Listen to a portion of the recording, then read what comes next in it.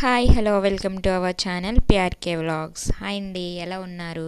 నేనైతే చాలా బాగున్నాను. ఈరోజు మన వీడియో మన ఏపీ గవర్నమెంట్ అందిస్తున్న మరొక కొత్త పథకమైన తల్లికి వందనం అనే పథకంకి సంబంధించి పూర్తి వివరాలు అయితే నేను మీకు అందించబోతున్నాను. ఎవరు స్కిప్ చేయకుండా వీడియో మొత్తం చూడండి, అప్పుడే నేను చెప్పేది మీకు అర్థమవుతుంది. మన ఛానల్ని ఎవరైనా ఫస్ట్ టైం చూస్తున్నట్లయితే ప్లీజ్ సబ్స్క్రైబ్ మై ఛానల్ అండి. అలాగే పక్కనే ఉన్న బెల్ ఐకాన్ యాక్టివేట్ చేసుకొని ఆల్ అనే ఆప్షన్ పెట్టుకోండి. ఇంకా ఆలస్యం చేయకుండా వీడియోలోకి అయితే వెళ్ళిపోదామండి. ఈ తల్లికి వందనం పథకానికి సంబంధించి అర్హత ఏంటి, ఏ డాక్యుమెంట్స్ కావాలి, ఎవరిని సంప్రదించాలి అని అన్ని విషయాలు నేను మీకు తెలియజేస్తానండి. ఈ పథకాన్ని జూన్ 12న అంటే స్కూల్స్ రీఓపెనింగ్ రోజే ప్రారంభించడం జరుగుతుందండి. అంటే 14వ తేదీలోపు అందరికీ కూడా ఈ తల్లికి వందనం అమౌంట్ 15,000 కూడా వాళ్ళ తల్లిల ఖాతాలో జమ అయ్యే విధంగా అయితే గవర్నమెంట్ ఆలోచిస్తుంది. 1వ తరగతి నుండి 12వ తరగతి అంటే ఇంటర్మీడియట్ వరకు చదువుతున్న స్టూడెంట్స్ అందరూ కూడా ఈ పథకానికి అర్హులవుతారండి. ప్రభుత్వం వీరికి ప్రతి సంవత్సరం 15,000 రూపాయల ఆర్థిక సహాయం అందించడం జరుగుతుంది. ఈ పథకానికి కావాల్సిన అర్హతలు ఏంటో ఇప్పుడు చూద్దాం. ఎవరైతే ఈ పథకాన్ని పొందాలి అనుకుంటున్నారో వారు ఏపీకి చెందిన వారై ఉండాలి. అలాగే స్టూడెంట్ ప్రభుత్వ గుర్తింపు పొందిన స్కూల్లో చదువుతూ ఉండాలి.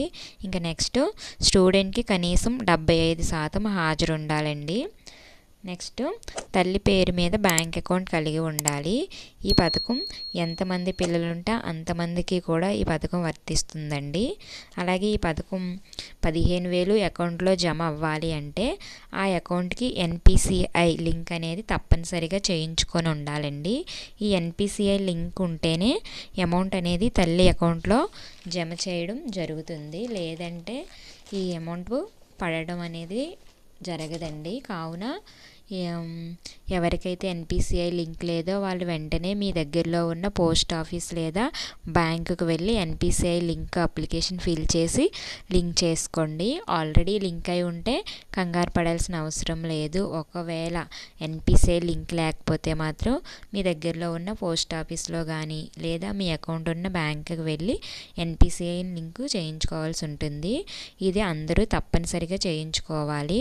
మన సీఎం చంద్రబాబు నాయుడు గారు జూన్ 14వ తేదీలోగా తల్లికి వందనం అమలు చేస్తామని అయితే స్పష్టం చేసి ఉన్నారు. కావున అందరూ లింక్ ఉందో లేదో చెక్ చేసుకోండి. ఈ తల్లికి వందనం అర్హుల జాబితా మీ పరిధిలో ఉన్న గ్రామ వార్డు సచివాలయంలో అందుబాటులో ఉంచడం అయితే జరుగుతుందండి. కావున అందరికీ కూడా ఈ తల్లికి వందనం లబ్ధి పొందాలనే ఉద్దేశంతో ఈ వీడియో అయితే నేను చేయడం జరుగుతుందండి. ఇది చాలా జెన్యూన్ ఇన్ఫర్మేషను. అలాగే ఈ తల్లికి వందనంకి సంబంధించి డాక్యుమెంట్స్ ఏమేమి ఉండాలి అంటే స్టూడెంట్ యొక్క ఆధార్ కార్డు, తల్లి యొక్క ఆధార్ కార్డు, తల్లి బ్యాంక్ అకౌంటు, అలాగే ఏ స్కూల్లో అయితే చదువుతున్నారో ఆ స్టడీ సర్టిఫికెట్ ఉంటే సరిపోతుందండి. ఈ ప్రాసెస్ మొత్తం కూడా స్కూల్లోనే జరుగుతుంది.